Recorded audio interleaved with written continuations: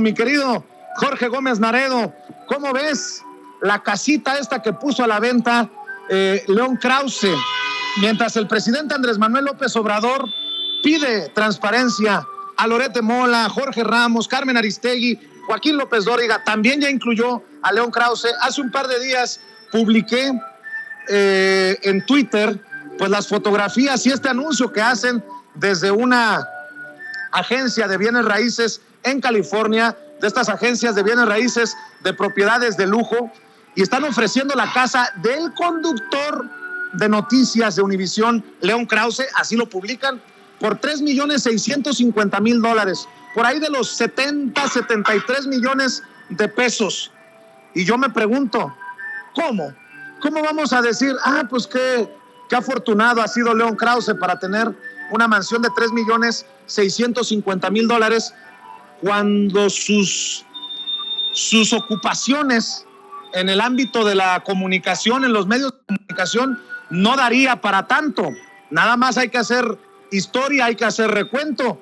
Y sí, digo, salvo que por ser hijo de Enrique Krause, a ti te paguen 10, 15, 20 veces más que a los demás, pues no lo entendería de otra manera. Y también, si por ahí existe alguna relación del mismísimo intelectual orgánico Enrique Krause con esa propiedad, pues hay que seguir preguntando, hay que seguir indagando, Jorge.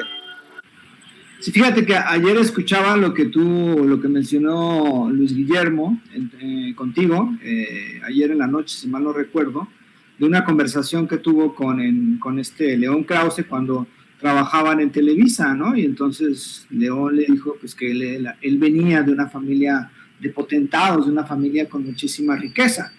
Y sorprende, pues, que tenga esta capacidad, ¿no? de riqueza, esta capacidad pues, para hacerse de una casa de más de 75 millones de pesos.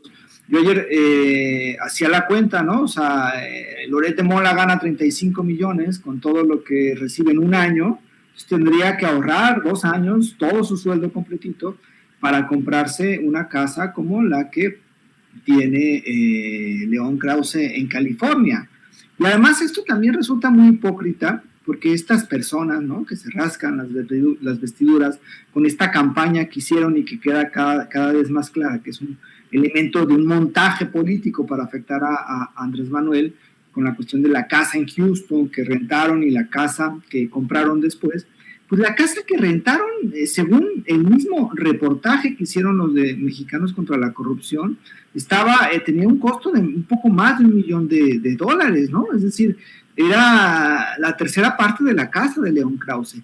Y la nueva casa que adquirieron, que están en un préstamo, según ha informado Caroline Adams, tiene un costo de mercado de $400,000, $500,000, ¿no? Entonces, por supuesto, pues que hay unas diferencias incluso en ese sentido amplias, pero el punto es, ¿por qué no tendríamos derecho a saber nosotros como audiencia cuántos son los sueldos que recibe León Krause, por ejemplo, en Univisión, ¿no? ¿Cuál es el número, el monto? Y también cómo se han hecho de esas propiedades, porque hay que recordar la estrecha relación entre Enrique Krause y el Grupo Televisa y también los gobiernos neoliberales, ¿no? Recuerda, Felipe Calderón incluso mencionaba que él invitaba a Enrique Krause a Los Pinos a convivir, ¿no? Y todas estas cosas. Y además Enrique Krause era contratista de los gobiernos de Felipe Calderón y de Enrique Peña Nieto vía sus empresas como Letras Libres y como la que hacía también videos, ¿no? A distintas dependencias.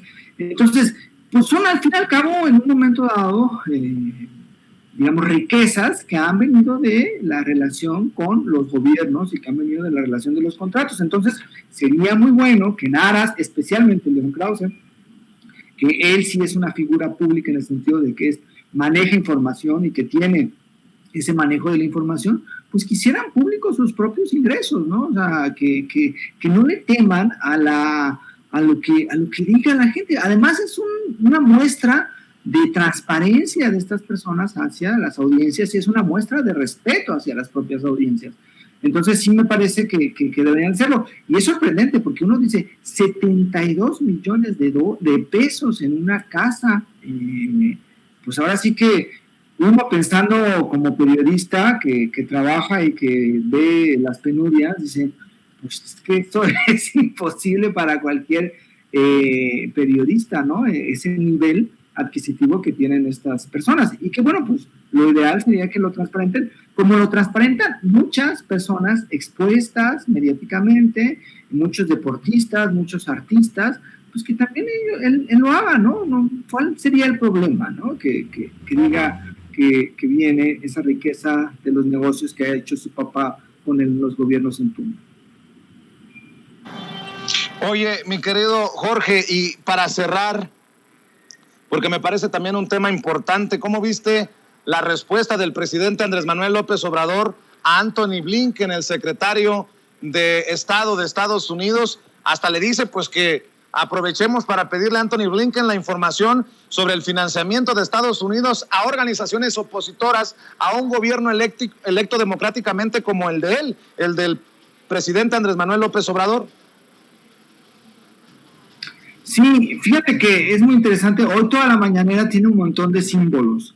Incluso desde ayer cuando manejaba y cuando dio el nombre de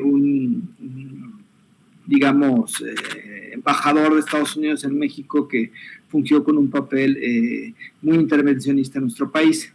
Y hoy, por ejemplo, habla, ¿no?, del asesinato de Madero y Pino Suárez, y también establece esa relación con los Estados Unidos, y además después ya cuando viene la pregunta, pues habla de una forma muy clara acerca de esta posición. Hay elementos que son importantísimos. A mí me parece que es muy sano que el presidente tenga una respuesta inmediata a la declaración de este funcionario de Estados Unidos, Antony Blinken, ¿no?